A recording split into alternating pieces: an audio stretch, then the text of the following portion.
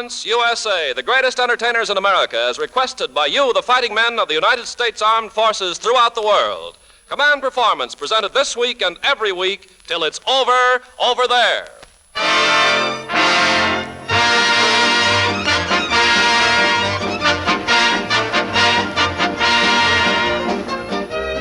Okay there, fellas, here comes that high-powered show presented by the Special Service Division of the War Department for you high-powered service men and women in the service of Uncle Sam and all the United Nations. So pull up a loudspeaker and sit down with the stars of Hollywood who are not only out this evening, but all out to answer those swell letters from Johnny Doughboy and Company. And now meet the commanding officer of Command Performance tonight, called in by worldwide command of the AEF, your master of ceremonies, Robert Taylor.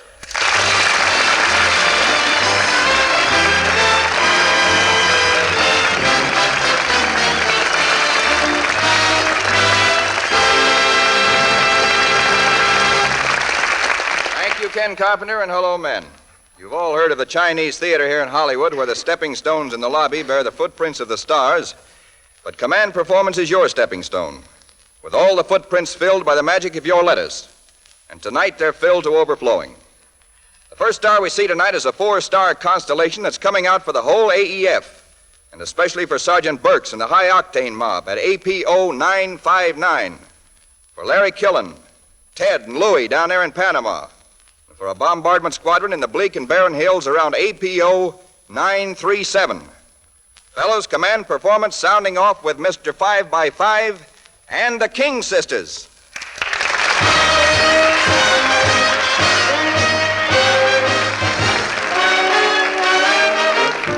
Mr. 5x5 is 5 feet tall and he's 5 feet wide. He don't measure no more from head to toe than he do from side to side. Mr. 5x5 got 15 chins and a line of jive. He's a mellow old cat, a real half-fat. He be Mr. 5x5. That man can really jump it for a fat man. The only trouble is there's no way of knowing whether he's coming on or going. Mr. 5x5 is slightly plump on the bottom side. He don't shake it no more from head to toe than he do from side to side. He can really rock it, knock it. Well, twirl my turban, man alive. Here comes Mr. 5x5. He's one of those big, fat, bouncer boys. Solid, alpha to poise. Mr. 5x5.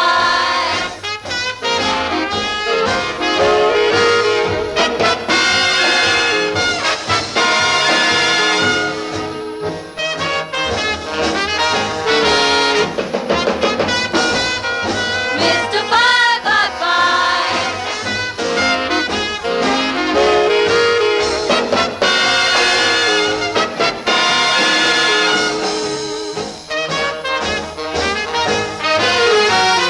That man can really jump for a fat man. The only trouble is there's no way of knowing what he's doing, coming or going. He's 5x5. Plump on the solid side. He don't shake no more from head to toe than he do side to side.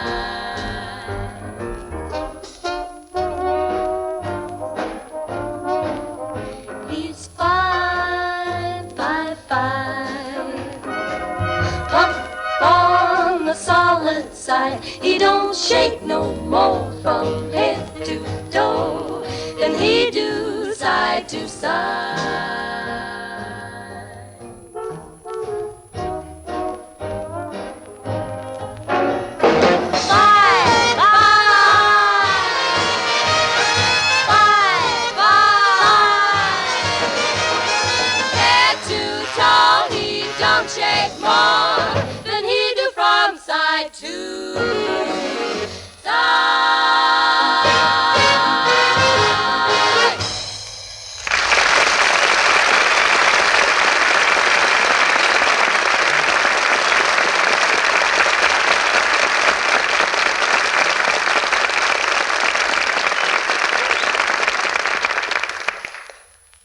swell King sisters, and many thanks.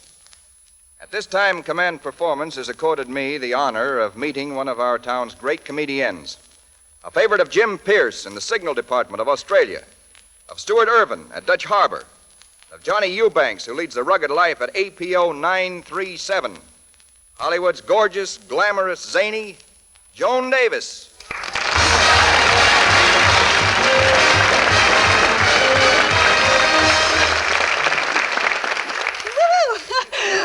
Hiya, fellas, and thank you, Mr. Taylor, but you made a little mistake, Bob. You see, when I do a show for the soldiers, sailors, and Marines, my name isn't Joan Davis. No, it's Joan G. Davis. Oh, really? Well, what's the G for? Gladstone 2166.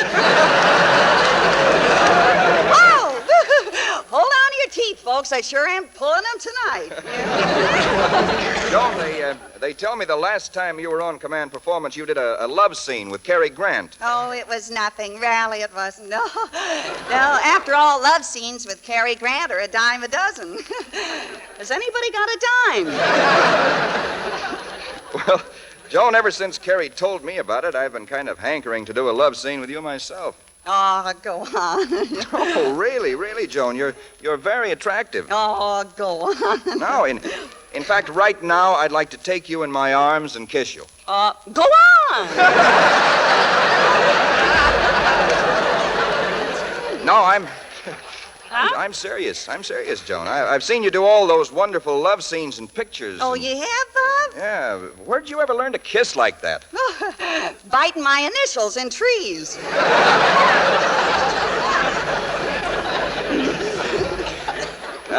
Joan, my sweet, believe me when I tell you you're ravishing, you're lovely, you have international beauty. Is that so? When I look at your face, I see Paris, Bermuda, Rio, Havana. Gee, I got quite a map, haven't I? No, this is love, Joan, love. Call me what you like. Call me a fool. Call me a beast. Call me a wolf. Call me a cab. I'm getting out of here. Joan, my darling, just picture it. One day we'll be married and we'll buy a little home on FHA. Huh? Well, you know what FHA is. Oh, sure. That's where you get a house and you put a dollar down and pay a little money for years and years, and just when you're beginning to hate the place, it's yours.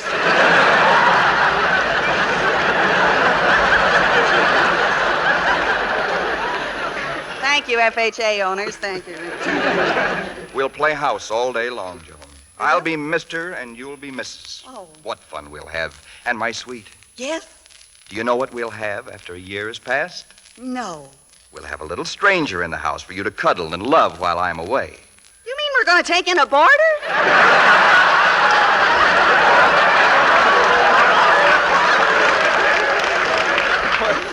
Well, I guess that takes care of our love scene, Joan. I didn't do too well, did I? Tell me, is there someone else? Well, yes, there is, Bob. Some particular fellow? Well, he's not too particular, no.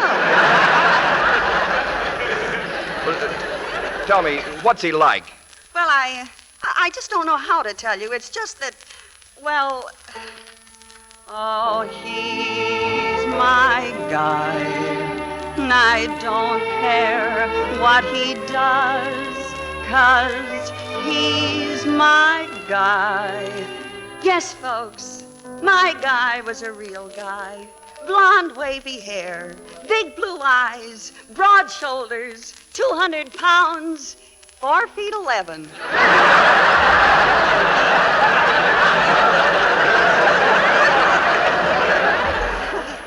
Of course, I was taller than he was, but when we went out together, nobody noticed it because I wore flat heels and walked on my knees. Yes, what a romantic guy my guy was. Why, when he'd take me to the movies, we'd be just like Romeo and Juliet. He'd sit in the orchestra and I'd sit in the balcony. He used to tease me all the time because I was so skinny. So I went to a health farm. And right away I started gaining weight. Every day I put more on. Moron Davis, he used to call me. Yes, he used to say a lot of things that hurt me. But girls, when I'd run my fingers through his curly hair, it was all worth it. Do you know I found $3 in nickels there last night? So what gay times we had together. Why, I'll never forget the night we went dancing, and I accidentally tripped him. But he was swell about it. He just took me by the arm and broke it. And then came our wedding day. You know the old tradition about something old, something new, something borrowed, something blue? Well, it happened just that way. My guy took my old man's new car, borrowed $50 and blue. But nobody knows better than I that he's my guy.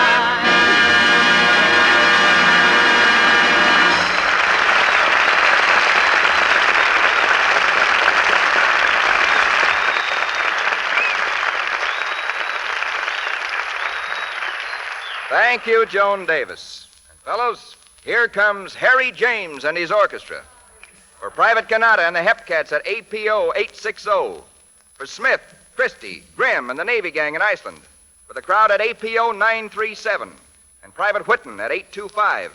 For the sailors at Londonderry, the Signal Gang at 811, and thousands more of you. It's I Cried for You.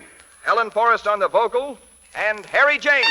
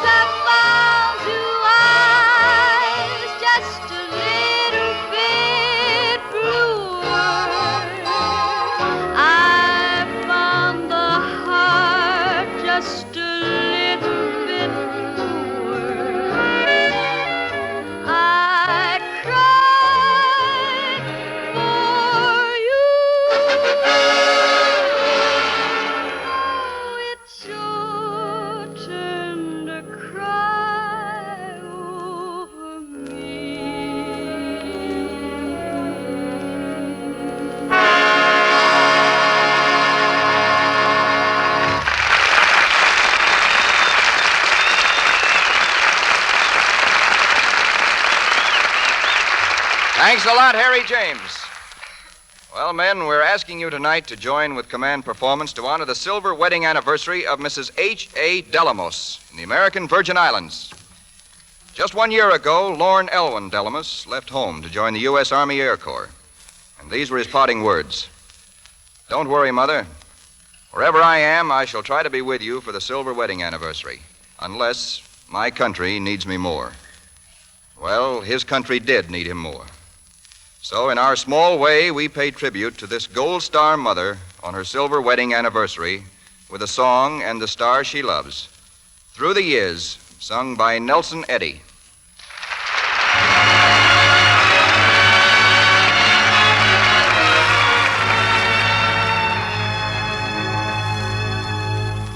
Through the years, I'll take my place beside you, smiling through the years. Through the years, I'll keep my place beside you, smiling through your tears. I'll be near no matter when or where. Remember, what is mine I'll always share. Through the night I'll be a star to guide you, shining bright, though clouds may come and hide you. Through the years, till love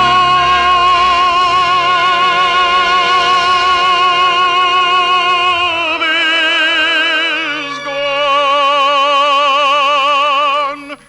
and time first disappears.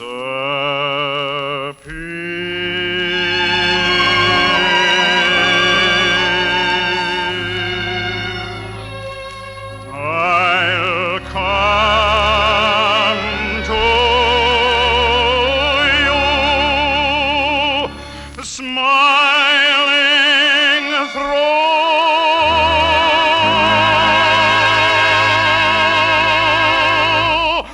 the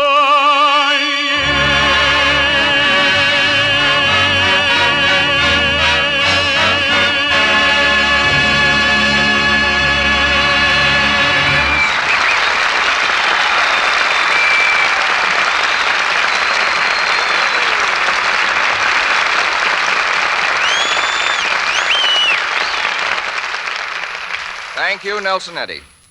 Well, gang, a flock of pigeonholes in the old Command Performance Post Office are chock full of letters signed by such fighting men as the Missouri Mules in North Ireland, the Arkansas Travelers in North Africa, who ask, what's going down in Pine Ridge, Arkansas, and how's about hearing from the fair-haired sons of Pine Ridge, Lum and Abner? Well, you're in, fellas. Radio's famous team of Lum and Abner.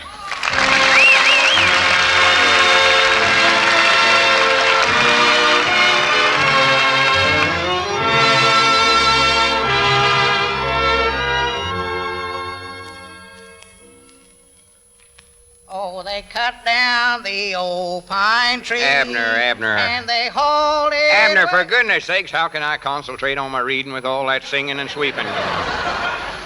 Look at the dust you're raising here. Oh, excuse me, Lum, I never aimed to. What you reading there? It's importance anyway. Oh, it's a book we got in the library here. It's called The Art of Self-Defense.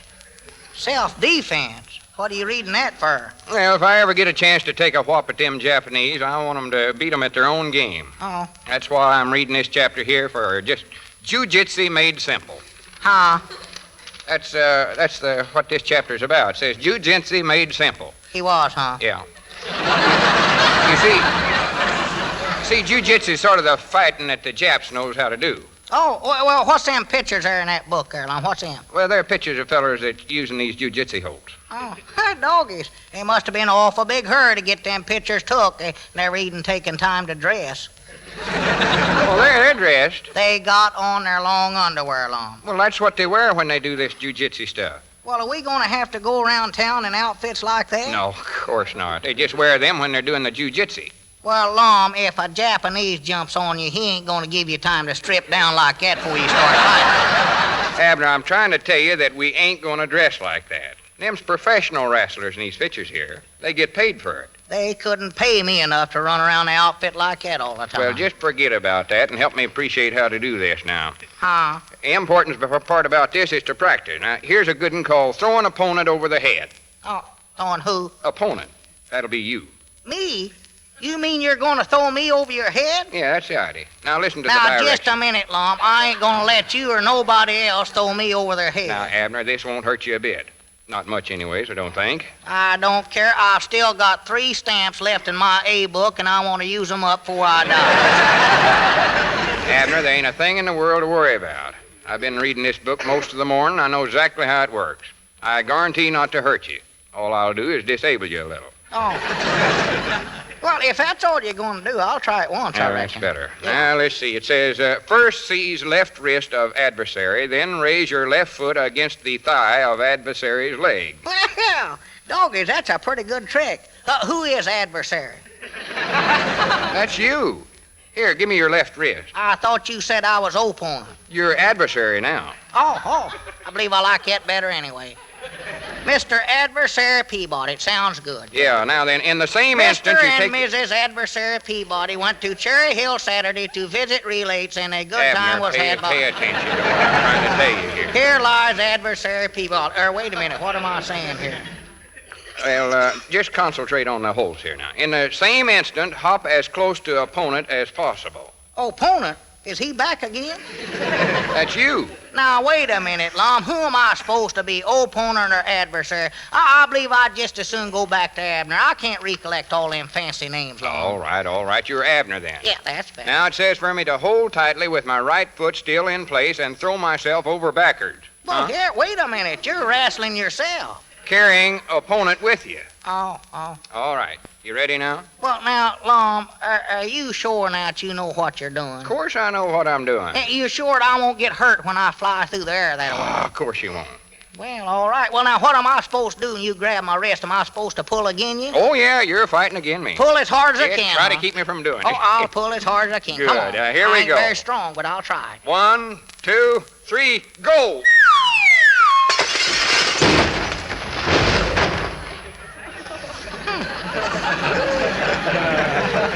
I reckon what got into old Lum. Jumped right over my head and right out the window without showing me that new hole. Well, I better get the floor swept out, I reckon. Oh, they cut down.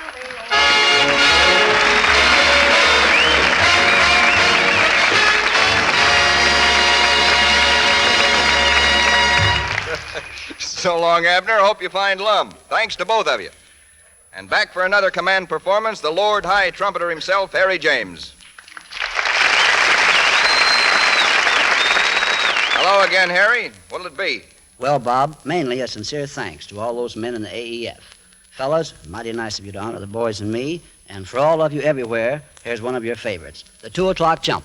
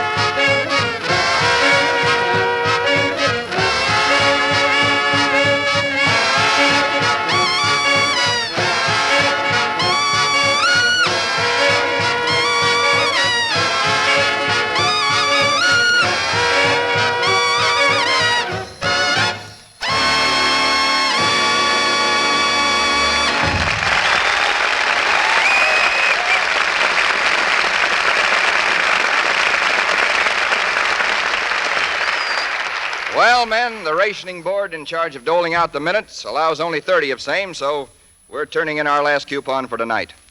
But your command performance book holds good for the duration, so we'll be around with the all-star stuff again next week. And speaking of rationing boards, it's the job of a local board to spread things around in case of a shortage. But you guys over there are running a different sort of rationing board, an international one that's spreading steel and lead among the Axis. And brother, when you get through with your kind of rationing, there'll be a real shortage of Nazis and fascists and Japanese. This is Bob Taylor saying thanks and so long from the USA.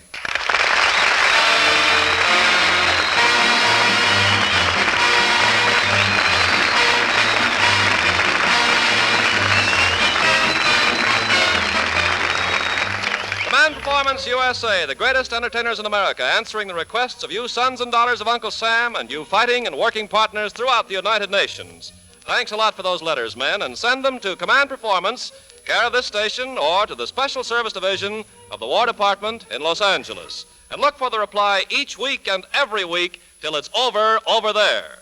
This is Ken Carpenter saying the best of the best from Command Performance. This program is produced for the men of the Armed Forces of the United Nations by the Special Service Division of the War Department of the United States of America.